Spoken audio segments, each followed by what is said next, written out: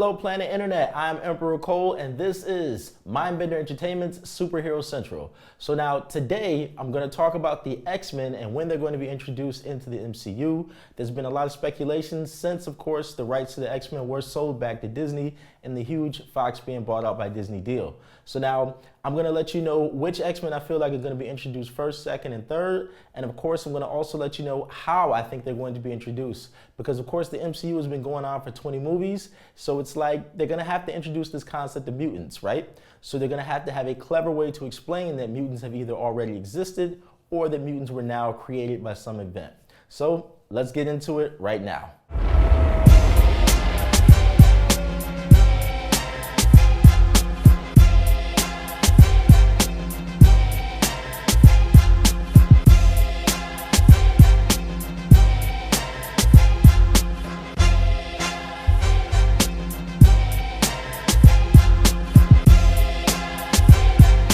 It is very likely the snap by Thanos will be used for storytelling purposes as it relates to the X-Men. The radiation generated by the snap is going to said to have activated dormant genes in the human species. These dormant genes are going to have been implanted by the Eternals millions of years ago when they first created the human race. I feel strongly that this will be the most likely scenario to explain the mutant phenomena. So, after everyone who was snapped out of existence returns, some of them are going to be likely to have some superpowers and some abilities that they did not have before. And some of the people who weren't dusted are going to have the same situation going on. So of course, the radiation is going to be used as the explanation. And this is going to provide endless opportunities for new characters to be introduced, whether it be on Disney Plus shows or as side characters in individual movies of characters who were already established. Aurora Monroe, or Storm, as you likely know her. She originally meets T'Challa when they're children, and she saves him from being kidnapped. She uses her powers, of course, to stop his would-be kidnappers. With Black Panther 2 being scheduled for release on May 6, 2022, it is possible she could be introduced in this film, and her original backstory could be kept pretty easily. She doesn't have to be his love interest initially, or she could just be a supporting character, or she could even be a former member of the Dora Milaje, who is his own personal protective guard. Black Panther 2 director Ryan Coogler was asked about Storm being in the film, and of course he gave an evasive Hollywood answer, which is pretty much standard. But it's very likely you could see her in this movie, and in the comic books they originally got married, and they were married I believe for 6 or 7 years, and their marriage was annulled when the X-Men ended up getting into a conflict with the Avengers. So there's a storyline there that could easily be done, and this is something to look out for. Wolverine, this is easily the most popular character in the X-Men universe. And of course, that's because of Hugh Jackman's portrayal of the character over the last 17 years. With the Weapon X program that gave him his adamantium skeleton and the secret military experiments, that angle could be used again when he's introduced. And of course, we've had General Ross, who's been after Bruce Banner forever. So there could be some kind of a secret program where he was specifically developing weapons to use to try to go after the Hulk. And there's that iconic story and the fight sequences of what happened in the comic books on how the Hulk and Wolverine initially meet each other. So this could be used as a backstory to explain that Logan has already existed for years. The Weapon X program created him, and it was under General Ross that whole program actually gave him his adamantium skeleton. So he could have defected from the program, and now he's been living in Canada or what have you, and maybe even Bruce Banner himself enlisted his help for something, because he could say something like, hey, I know a guy, and then they could flash back to a fight sequence between the two of them, and then he could contact him in the modern day, and that could be the introduction to the character Wolverine. So I think that something like that could be used, but given the fact that he is the most popular X-Men character, definitely look for him to be introduced first or second, in my opinion. The next X-Men character that we're likely to see introduced in the MCU is Iceman. With the events of Avengers Endgame and the 2014 version of Loki escaping with the Tesseract, this sets him up to have his own show on Disney Plus that's going to explore several episodes of what he was up to in this now alternate timeline. In the comic books, there was a storyline where Loki kidnapped a young Bobby Drake, also known as Iceman, and was attempting to use his ice powers, since he is an Omega level mutant, to make his frost giants from Jotunheim that much stronger so he could take over Asgard and the Earth.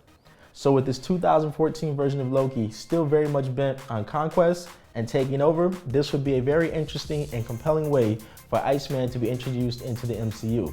And of course, after his traumatic experience with Loki is over with the kidnapping, this could cause him to want to seek out help, some sort of a psychiatrist or some kind of guidance in his life, and that could actually lead him to Professor X and ending up at his school for the gifted. The next X-Men character, Rogue. It has actually already been strongly speculated and even reported by a Marvel insider, Mikey Sutton, that Rogue is going to be the villain in Captain Marvel 2. She's actually going to be part of a mutant terrorist group. Now, in the comic books, Rogue used her mutant absorbing ability and put Carol Danvers, aka Captain Marvel, into a coma when she drained her powers. This caused Danvers to use not only her powers, but even her memory for an extended period of time. So this could be how she's actually introduced in this film, or they could put some kind of a different spin on it. But this is how Rogue was able to get her powers and be able to fly and get her super strength, which became permanent for her.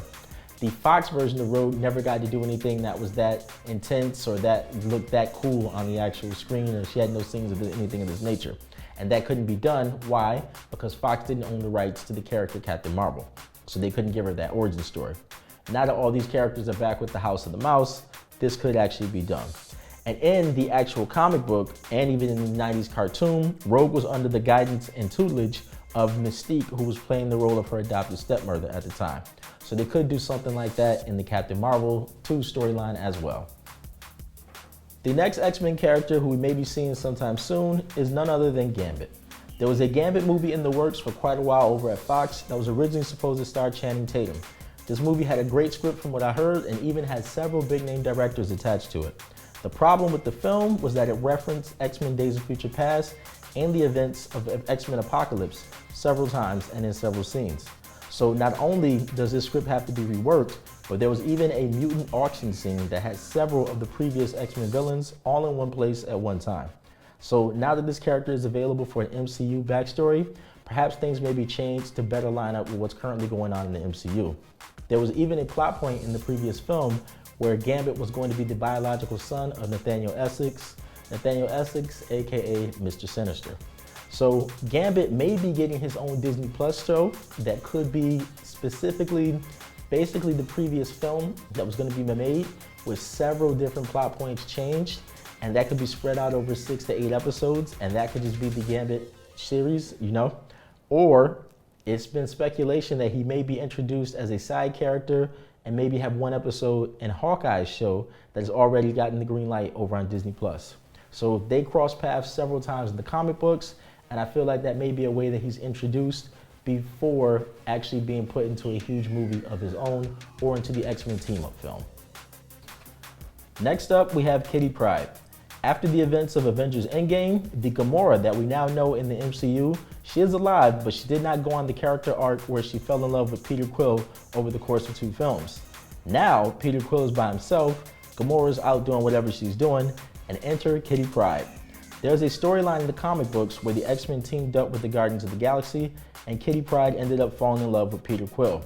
Perhaps she could be his new love interest in the MCU, and maybe she could be a member of the Nova Corps or some other group, and they end up meeting in Guardians of the Galaxy 3. This is definitely a possibility because I'm pretty sure Quill as a lead man is going to need some sort of a new love interest, obviously. And with Thor being reported to be in the next Guardians of the Galaxy film, maybe she could be the woman that they're both kind of scribbling or having back and forth over. But look for Kitty Pryde to be introduced possibly soon in the MCU. And last but certainly not least, we have Polaris. Scarlet Witch and Quicksilver were introduced already in the MCU, but many people do not know that they have another sibling, Polaris. She has the same exact powers as their father Magneto, and now that all these characters are under the House of the Mouse, perhaps she could be introduced into the MCU universe. Lorna Dane joined the X-Men after she was saved after being hunted by the Sentinels. Polaris could be introduced in her own standalone episode, possibly of even WandaVision, which they show that already has the green light and was in production for Disney Plus. Maybe there could be a standalone episode where she finds out that she has a sister who she never met, and they could go through the origins of this sister and even explain where she's been over the course of these last couple of years, what she's been up to, what her life's been like, whether or not she's been using her powers for good or bad, or even using her powers at all.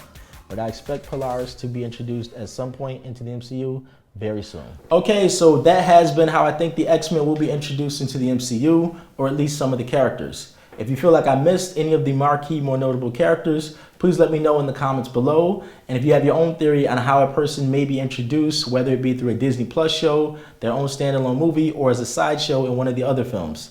So definitely let me know in the comments, and make sure you subscribe to this YouTube channel, MindbenderENT1. Make sure you check us out on Facebook at facebook.com/MindbenderEntertainment. Make sure you follow us on Twitter at MindbenderENT, and of course follow the Instagram page Mindbender_entertainment.